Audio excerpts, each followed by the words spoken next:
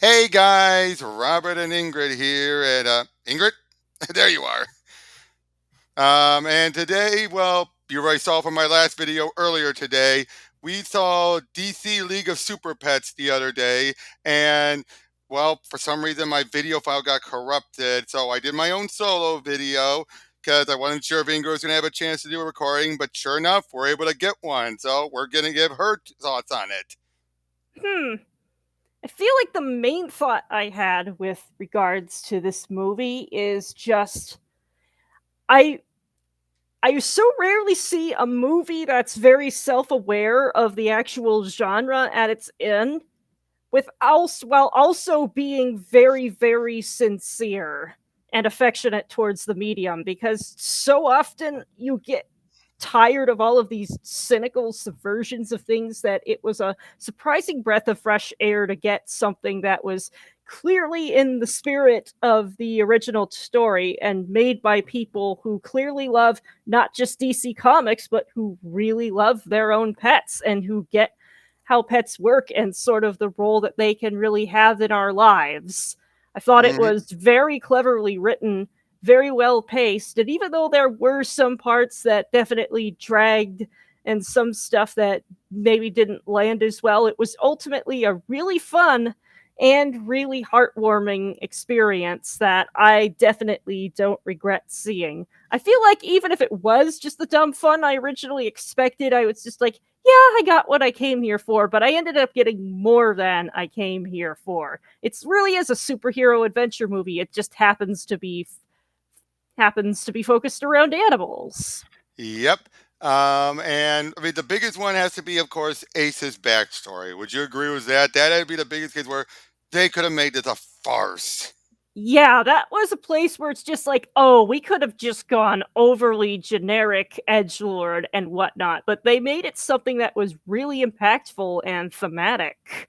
Yep, definitely. I mean, well, for those who are going to see this just because it's you and me and they haven't seen my first video, could you tell people what we're talking about? Hmm.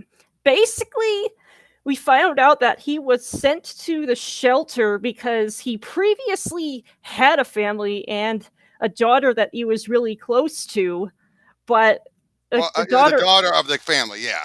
yeah, where it's she ended up having a incident where she was about to stumble down the stairs, and then Ace decided to try to her up and save her, but unfortunately he had to bite her in the process to do so, which And no made one the saw that family happen. then, No yeah, one no saw one it. saw that happen, so they just thought, oh, this dog is problematic, so give him we need to give him away to a shelter. And then his whole view on that is like, it's the worst day of my life, but I would gladly do it over again, because sometimes when you love someone, when you really, really love someone, you have to learn how to let them go.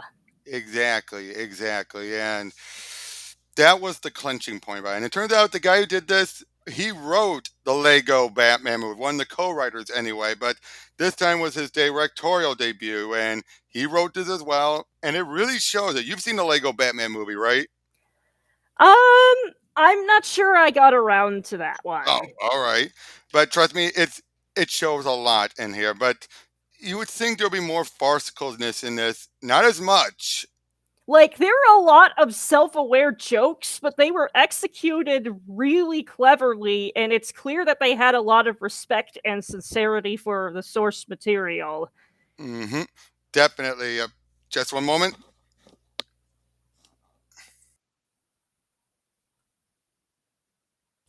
You can talk a bit more about the movie while I'm gone.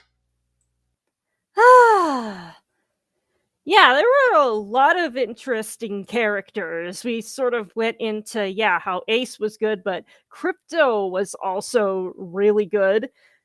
And then we also had Lulu as just an amazing standout villain, playing like on the idea of a literal guinea pig and sort of actually being a really credible threat, but also a really good foil to Lex Luthor, because like she got the impression that, hey, we're collaborators, we're buddies, but unfortunately Lex couldn't share the glory with somebody else and had to claim it all for his ego, so she just kinda then decided to go after everybody and whatnot.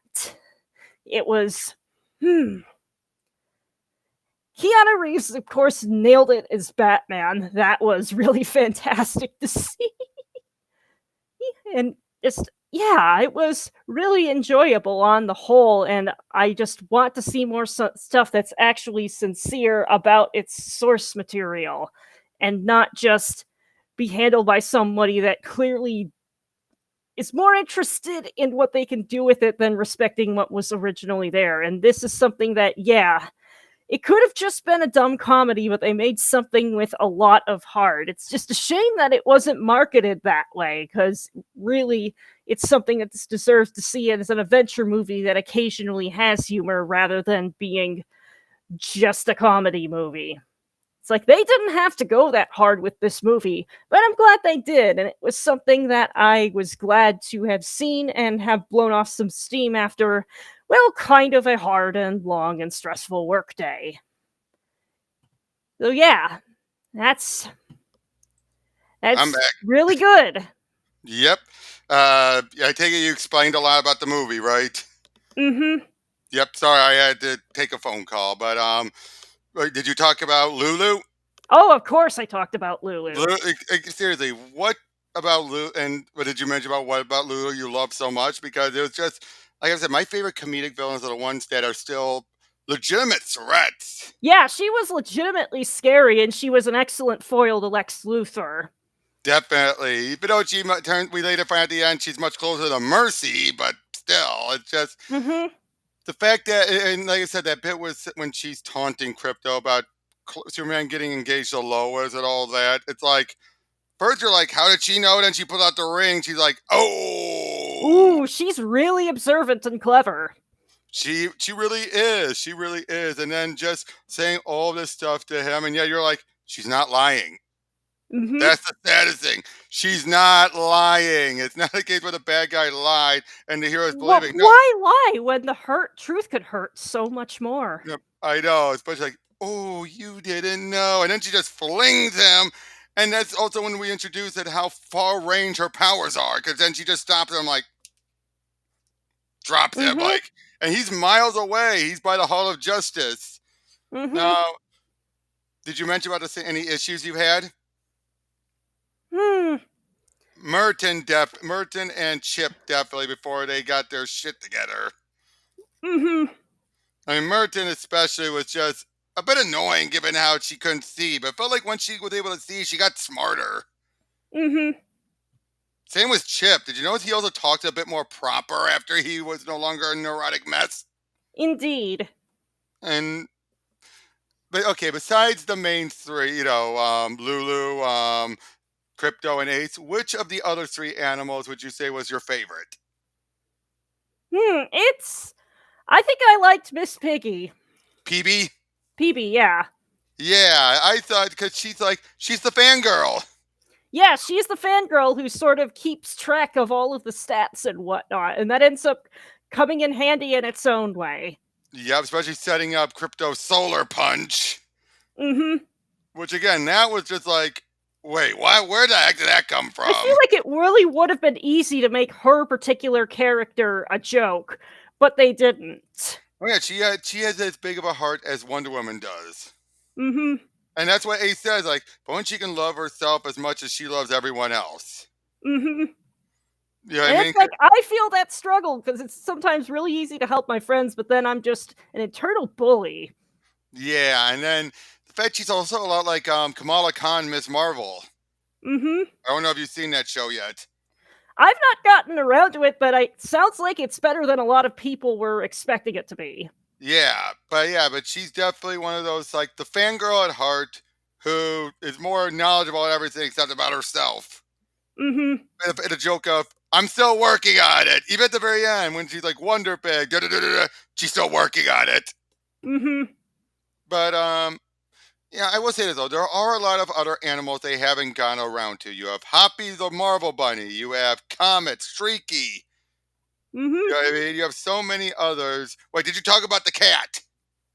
Oh yes, the cat that was just the cute little kitten that Lulu also took along that eventually got the powers of being able to shoot out whiskers from the And whisk tails, and rockets. tail and then cough up grenade hairballs.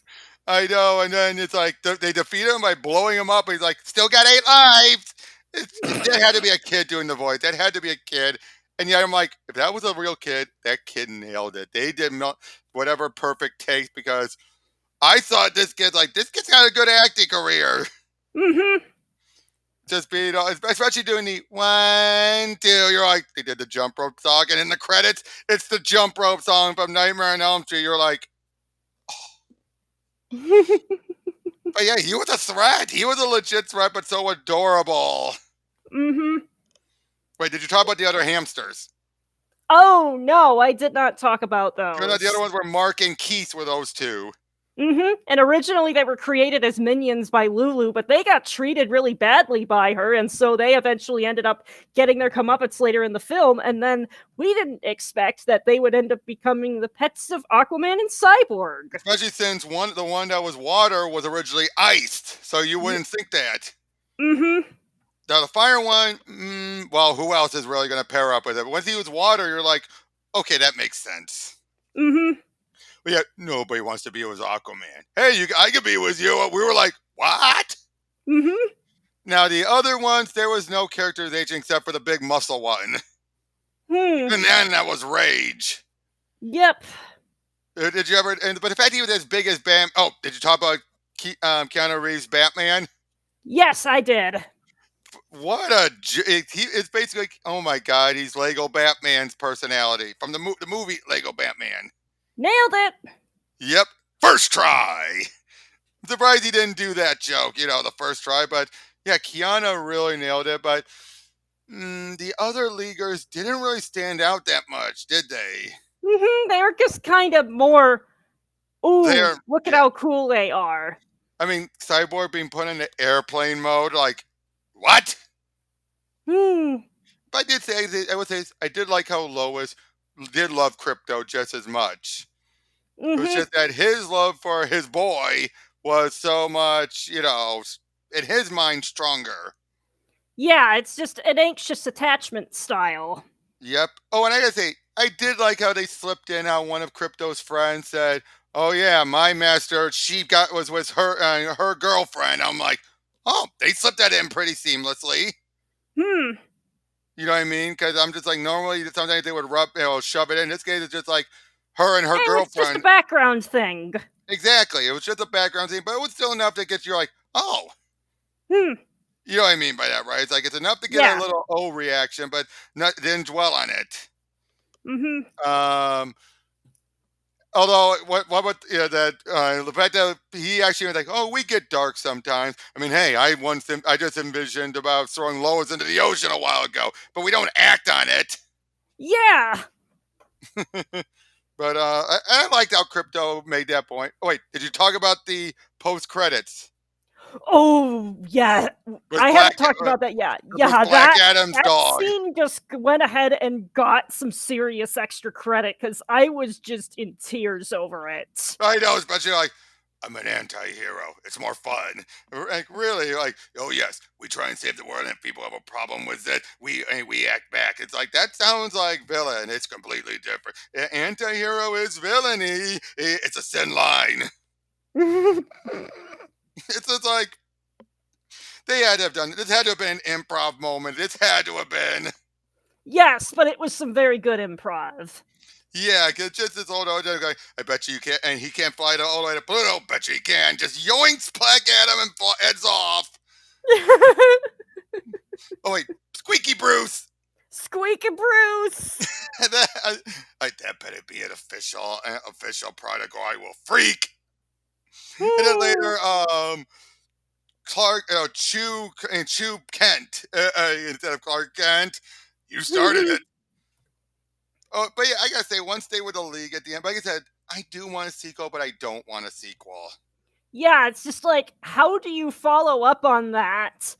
Because everything seemed to have say self-contained and tie up so well. It's really difficult to make another movie out of that without retroactively souring the original. I mean, you could bring in more animals. That much you can do. But then, how do you have a villain that can top how greatly balanced Lulu was?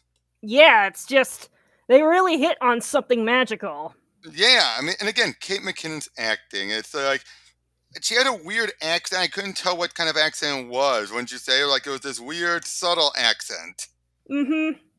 But it's that type of accent where you're like, oh, she's doing an accent, but it doesn't bother you. But when you try to think about it, you're like, you don't know what kind of accent it is. Mm-hmm. You know what I mean? But seriously, the fact that she was just this whole like she's in love with, she adores Lex as her master. And oh, that bit where she's showing out she captured a league, but then she has like, oh, how'd that get in there? Nope, nope, nope. Oh, I guess I got hacked. You remember that? Where it's like, how many It's times have just like, whoops, you didn't see the camera roll full of my simp pics. well, it was no her photoshops of her and Lex, but and all that. You're just like, okay, you're obsessed. But then Lex just tosses her in, and you're just like, oh. Mm-hmm. But I also gotta say though, her army actually was a clever idea, having that many and with so many different varied powers. Yeah. I mean, although even that one bit where it's like, why aren't you attacking him? Well, I was waiting for him. Well, fire and water is not going to do well. Well, when we have the fire go, yeah, but then fire's not going to do well. Well, neither will ice. So just do it. And then we find out just how big the muscle one is. He's about as big as Batman. You're like, oh, I didn't expect him to be that big. Mm-hmm. And did you? Nope. Yeah, I mean, how big did you think he was before we saw him next to Batman? Did you think he was just like, Maybe like 3.5 feet tall. yeah, but instead he was like 5 feet tall. We're like, oh, or 5 to 6 feet. You're like, oh, he punches Batman right in the gut. You're just like, ooh. But of course, once Krypto got his powers back, they went down like that. Mm-hmm. So yeah, that's our thoughts on the movie, and I'm glad we were able to. I'm so glad we saw it. Mm-hmm. I am glad we saw it. Yeah, because it was, like I said, it could have been a joke. It could have been just this Yeah, dumb, they probably could have made it just a stupid cash grab, but they put a lot of heart into it, and I thank them for it because, like I said, it's very rare to find that kind of tongue-in-cheek, wink in the camera sincerity in media these days because everyone's embarrassed to be cringe.